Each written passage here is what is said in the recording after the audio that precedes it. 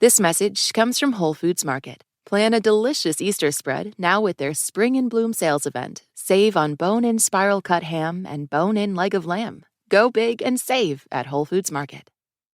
This message comes from NPR sponsor CFP, Certified Financial Planner Professionals, committed to acting in their clients' best interests. Learn more at letsmakeaplan.org. Hello, hello. I'm Brittany Luce, and you're listening to It's Been a Minute from NPR, a show about what's going on in culture and why it doesn't happen by accident.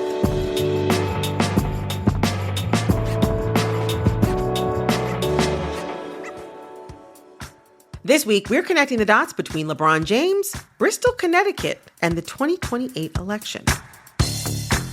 I know. How are all of these things connected? Well, we are going to find out with co-host of NPR's Code Switch podcast, Gene Demby, and former senior writer at ESPN and current senior staff writer at The Ringer, Joel Anderson. Gene, Joel, welcome to It's Been a Minute. Welcome back to It's Been a Minute. You both have been here before. What's good with you, Brittany? Yeah, appreciate us having us back. Yeah. It's good to have you. Okay, quick question. Who do y'all have winning the NBA Finals? I don't know the answer to this question because I don't even know who's in the NBA semifinals, quarterfinals. I don't know who plays. I don't know who's in there. My heart hurts to say this, but it's probably going to be the Celtics. I say the Celtics, but I'm open to the idea of the OKC Thunder. Well, these are the kinds of conversations that you'd expect to hear in your typical sports talk television show. However, there has been an interesting shift in the sports media world. The sports bros are getting political. And hear me out. If you, like me, are not really a sports fan, I'd argue that we still need to pay attention to this Fox Newsification of sports media. Meaning it's personality-driven, it's bombastic, it thrives off of conflict, and it's increasingly concerned with politics. For instance, ESPN used to be a place to watch the highlights, and now it's where you go to watch endless debates and hot takes. And then there's ESPN's own Stephen A. Smith. He is known for his loud and brash style on his daily debate show, First Take.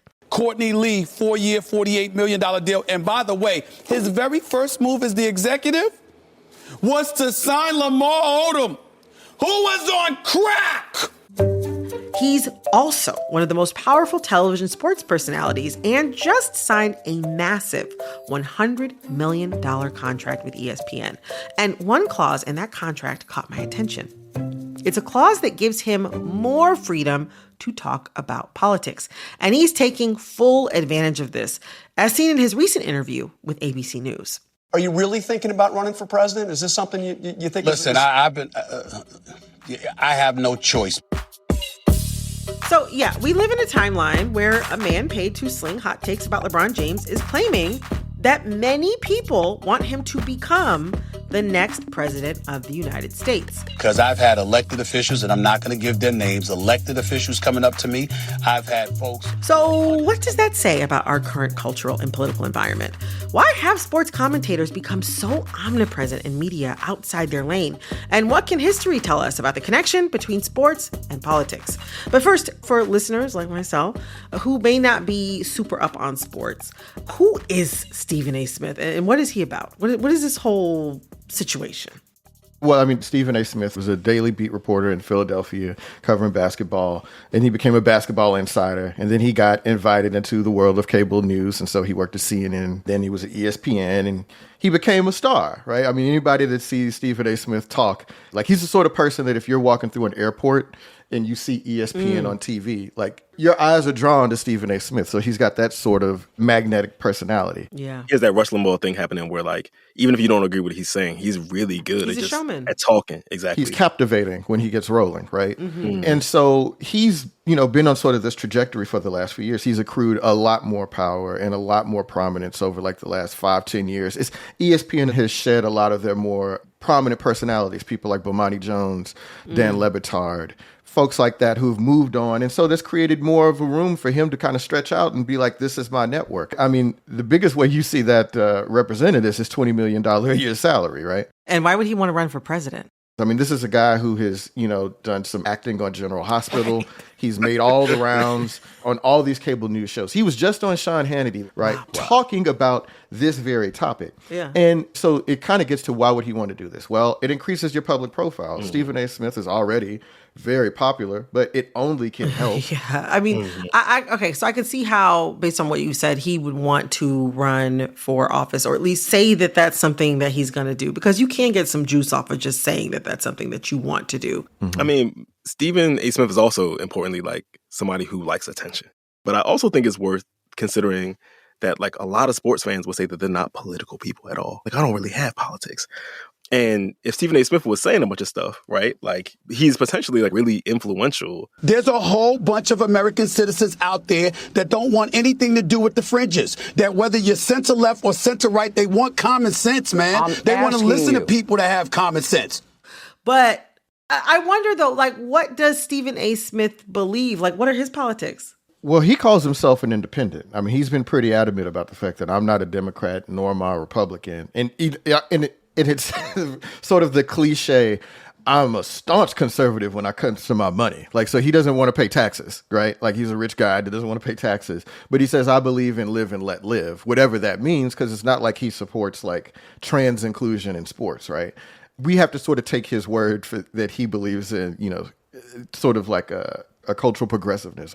Maybe he has that. That's what he says he has, but, it remains to be seen. Pat McAfee is another sportscaster who's been criticized for wading into politics.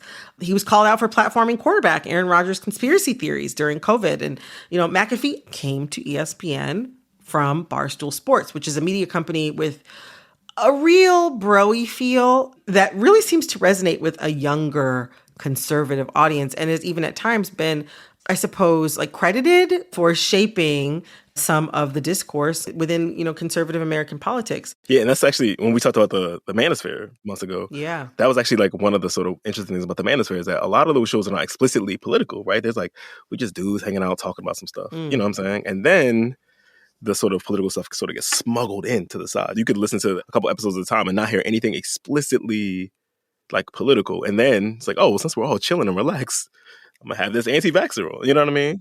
And even the idea that sports should just be sports, which is kind of McAfee's posture, right, is like a very political sort of stance, right? Because all wrapped up in sports is ideas about masculinity and labor, gender, and capital, healthcare. And healthcare. Who gets and, to play and why, yeah. where the games are and played. so, like, that's all. But, so, like, even just taking a stance that we won't talk about that messy politics stuff over here is a political stance, right? Especially in the world of sports. That totally makes sense. Absolutely. But okay, I'm remembering back to 2017 when former ESPN personality Jamel Hill tweeted Donald Trump, who was then, at the beginning of his first term, Donald Trump is a white supremacist who has largely surrounded himself with other white supremacists. Yeah, so I just started working at ESPN right around that time. And there was a huge backlash. So after Jamel does this, there's this big meeting in Bristol, Connecticut, which is the ESPN headquarters, right? And they fly everybody in. So just imagine everybody famous you've seen on ESPN is there in this room. I'm there with them. And I actually sat next to Jamel Hill during this presentation. Part of it was about, ostensibly it was about the direction of the company and assuring people about, this is a bad time for a cable news channel. You're hemorrhaging viewers. Everybody's saying ESPN is hyper political, but it was also just an occasion to roll out our social media policy. Wow. And that is when you started seeing a lot more emphasis on, like, hey, I don't want you saying nothing about politics or mentioning Donald Trump or anything like that on air or on social media. Once I went on vacation to Cancun, I'm down there with my wife, having a good time. I'm about to get in a pool, and I get a call from my editor to tell me, hey, man, the Roseanne show got canceled. Make sure you don't tweet about that. That is wild. That is so wild. I mean, I think people remember why Roseanne got her show canceled. She had said some pretty regrettable things. And people probably could imagine where I might have fallen on that. But because ESPN did not want us talking about that stuff, I was unable to, and I did not. But anyway, that's just sort of the climate we had found ourselves in at ESPN during those years. So I wonder, like, what's changed since then? I mean, why does it seem like sportscasters have so much more latitude to be able to talk about politics now, at a time that I argue is just as much, if not more highly charged politically than 2017? I sometimes wonder if that's a product of, like, people bringing partisan politics closer to sports. Like when the Caitlin Clark discourse was happening last year, that was like a very red state, blue state. Patrick Mahomes stuff is like very red state, blue state, right? Like I think part of what's happening is that the way that people are experiencing sports is also through an increasingly partisan lens, right? Like if somebody tells you a Kobe Bryant fan, you have a whole like, okay, this person has this kind of politics. It's Right? like, You know it's what I like mean? its own taxonomy, basically. Is what Absolutely, you're saying. 1,000%. And so I think part of what's happening is people are like bringing over the discourses from partisan politics more broadly over into sports. And not that sports was ever like completely shorn of that stuff. Of course, it's always been there.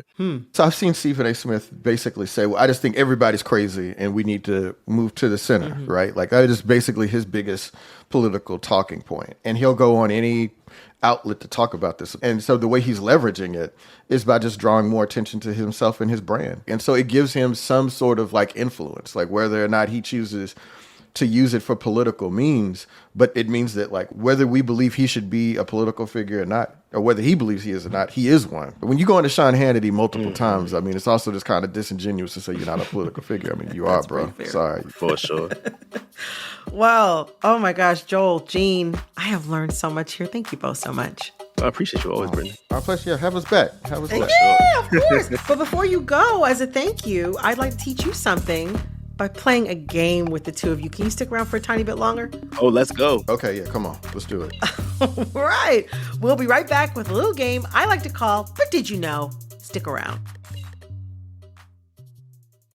This message comes from Mint Mobile. Mint Mobile took what's wrong with wireless and made it right. They offer premium wireless plans for less, and all plans include high-speed data, unlimited talk and text, and nationwide coverage. See for yourself at mintmobile.com/switch.